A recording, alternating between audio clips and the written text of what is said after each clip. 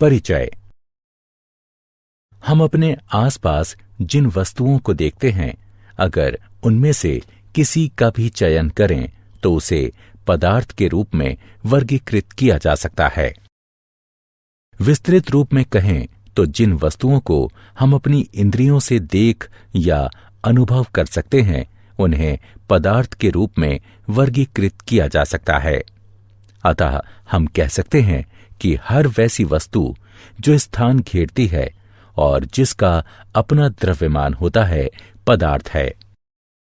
Cake का टुकड़ा, पत्थर, किताब, दूध, गुब्बारे आदि सभी स्थान घेरते हैं और सबका अपना द्रव्यमान होता है।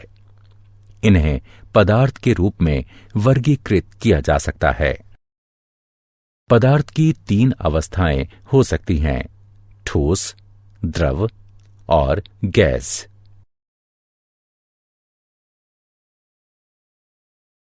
उद्देश्य। इस पाठ के अंत में आप निम्न करने में सक्षम हो जाएंगे: पदार्थों के प्रकार समझना, पदार्थों की अवस्था पहचानना, तापमान या दाब परिवर्तन होने पर पदार्थों की अवस्था किस प्रकार परिवर्तित हो सकती है, विभिन्न गतिविधियों द्वारा ऊर्ध्वपातन और वाष्पीकरण प्रक्रम के बारे में सीखना।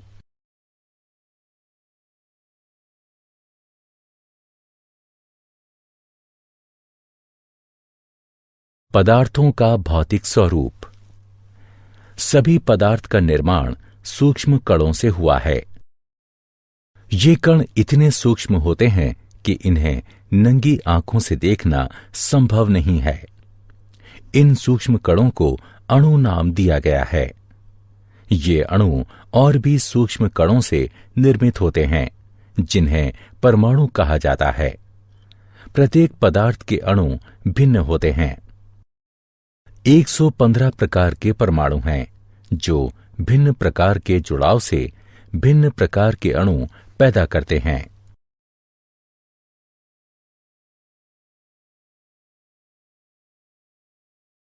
पदार्थ के कणों के अभिलाक्षणिक गुण। पदार्थ के कणों के मुख्य अभिलक्षण अधोलिखित हैं। पदार्थ के कणों के बीच रिक्त स्थान होता है। पदार्थ के कण निरंतर गतिशील होते हैं। पदार्थ के कण एक दूसरे को आकर्षित करते हैं। पदार्थ की अवस्थाएं। पदार्थ 3 प्रकार के होते हैं: ठोस, द्रव और गैस। ठोस का आकार और आयतन निश्चित होता है। द्रव का कोई निश्चित आकार नहीं होता, लेकिन आयतन निश्चित होता है। द्रव में बहाव होता है और इनका आकार बदलता है। गैसों का कोई निश्चित आकार और आयतन नहीं होता। ठोसों एवं द्रवों की तुलना में गैसों की संपीड्यता काफी अधिक होती है। तापमान का प्रभाव। आइए जानें कि ठोस, द्रव और गैस पर तापमान का क्या प्रभाव होगा। तापमान बढ़ाने पर गतिज ऊर्जा बढ़ जाती है। तापमान बढ़ने से ठोस द्रव में परिवर्तित यानी संगलन हो जाता है और द्रव गैस में परिवर्तित यानी वाष्पीकृत हो जाता है।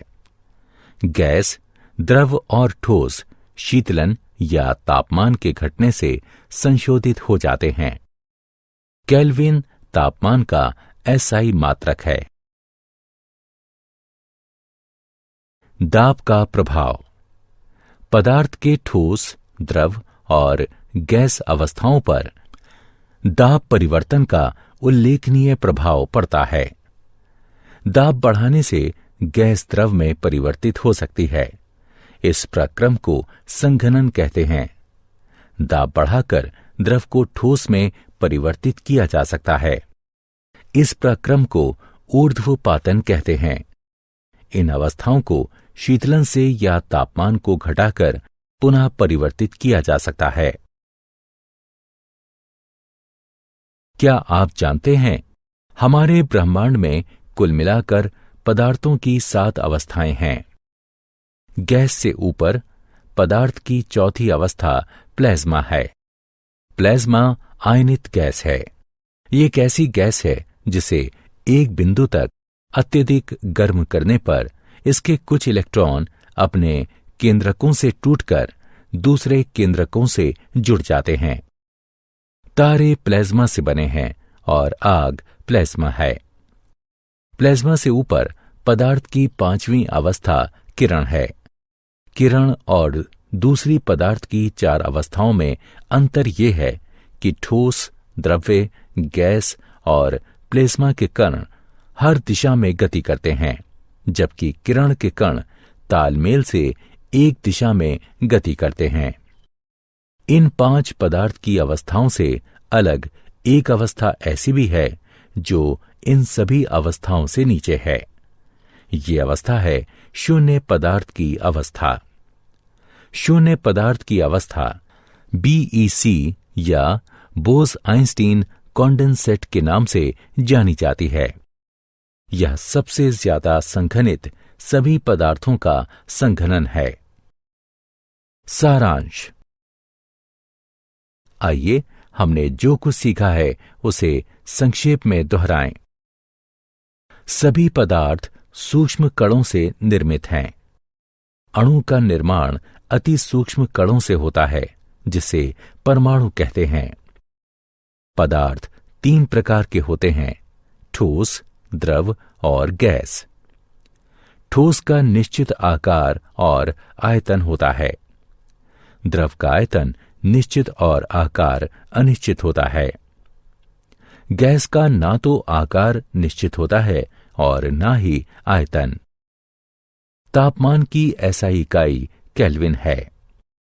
दबाव में वृद्धि कर गैस को द्रव में परिवर्तित किया जा सकता है।